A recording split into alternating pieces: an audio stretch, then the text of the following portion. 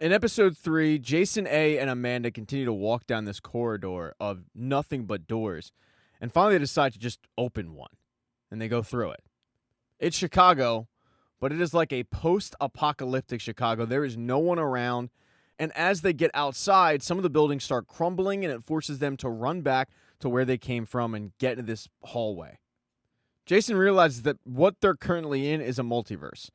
Every single doorway unlocks another possibility that could have happened. When they get back in the box, they once again have to put themselves under. They only have 46 more chances to do this, so they're either going to have to figure out how to get back to Jason A's world or figure out how to get more of Ryan's drug. They continue to go down the corridor, opening up doors to see if they recognize anything that looks like Velocity. Because every time you open up one of those doors, you're supposed to be back at Velocity's headquarters. Although sometimes it looks way different. And other times it doesn't look like a headquarters at all because it's in the middle of the woods. In one instance, they open up the door, but the world is basically gone. And the world isn't even inhabitable anymore. They can't even breathe. It freaks out Amanda so much, she runs down the corridor, and Jason has to chase after her and say, Amanda, relax. I told you, there's no end to this. You got to get your head wrapped around this. This is a multiverse. I mean, somewhere in one of these doors, there's the reality that we didn't get into the box back at Velocity, and that me and you were stuck out of it. There's endless possibilities down here. And in fact, the next time they open up a door, they are back at Velocity, and they are in that very scenario. They're looking at themselves, trapped out of the box, getting caught by Leighton, where Amanda ends up getting shot in the head. And they have to rush back in the box, retake the drug, and get knocked out. Unfortunately, Jason A just can't figure out how to control this thing. Every time he opens up a door, it seems like the scenario is just cataclysmic. To make things worse, they have no food and they have no water. And a very stressed out Amanda grabs the lantern and says, screw this, opens up a door, and walks right out into a snowstorm. Jason is forced to go after her and try to get her back in the box, but Amanda starts to collapse because of the conditions. And Jason can't find his way back to the box. Luckily, though, Jason does notice a house in the distance, and he has to go get Amanda there and make camp for the night. He's able to start a fire, and the next morning, he's able to wake up Amanda, even though she's in a little bit of a rough condition. Amanda is so mad at herself because she trains people on how to act in these conditions, and she failed that test. But these conditions do remind her of her childhood. She tells Jason that every winter her and her dad would go skiing, and you would get these whiteouts that looked a lot like the one they just lived through. And something clicks with Jason, and he asks her, is there any chance that you had that thought yesterday? And she admits, yeah, I did. And then he remembers that yesterday they watched themselves stuck out of a box right after he had mentioned that very scenario. It's at that moment that Jason is able to put together how Jason B was able to get to his world. You literally just have to think of this thing, and then your mind puts you in those scenarios. Jason says these worlds are a reflection of our emotional state the moment we open that door. This revelation that they can go home is really exciting to them. Now it's just a matter of finding their way back to the box, which is really tough to do, but they are able to do it thanks to a GPS system and a little ingenuity. Before they decide to inject themselves with Ryan's serum, they decide to warm up a little bit because they are freezing cold. And Jason makes mention that that day is his son's birthday, and he starts going into a little bit of a backstory with Amanda on his kid and the relationship between the mom and him and his son being born and tragedy that struck. Being away from them on this particular day is just really, really difficult for Jason once he remembers that it is Charlie's birthday. They then get into a conversation about what Jason B is like. And Amanda says that he wasn't really happy because all he did was work, but he had such a determination. And that's when Jason A reveals to her that it was Jason B who put him in this situation. It was Jason B who kidnapped him, who put him in the box, and who sent him to this world. She can't quite figure out why Jason B would do that, and of course Jason A can't either. He can't figure out if Jason B wanted his life so badly, why didn't he just kill him? Why did he go through all the trouble to send him back to his world? And Amanda tells him, look, Jason B's no monster. If he did this to you, he would have rationalized it. In your world, you're a teacher, right? You're probably not wealthy.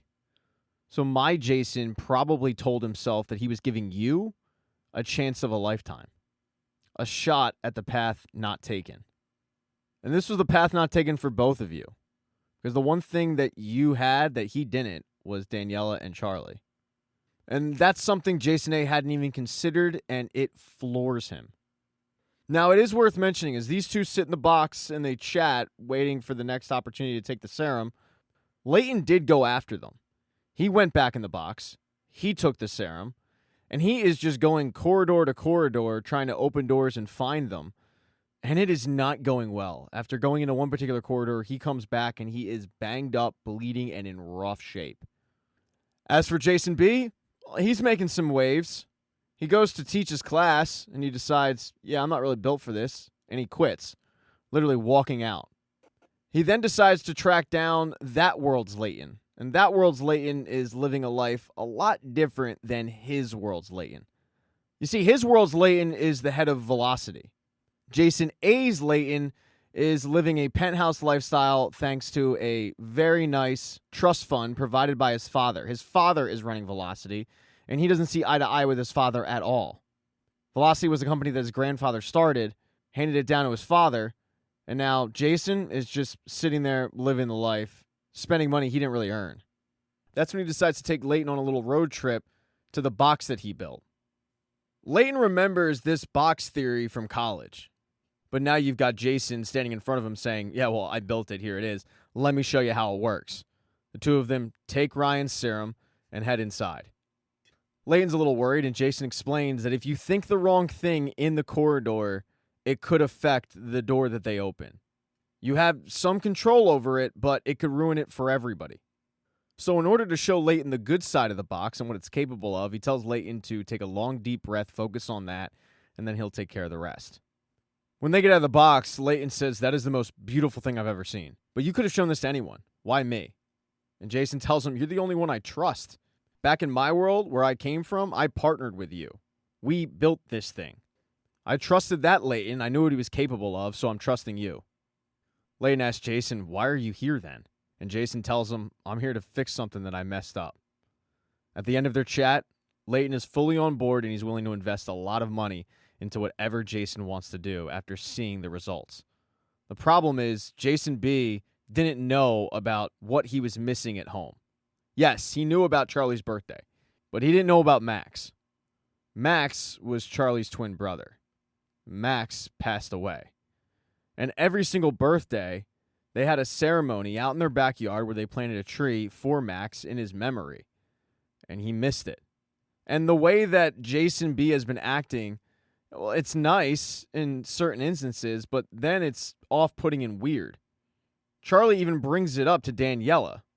But this, missing the ceremony, that's something that they never could have imagined. And when he gets home that day, he has to play it off like, oh yeah, that's right, I forgot, but how could you forget?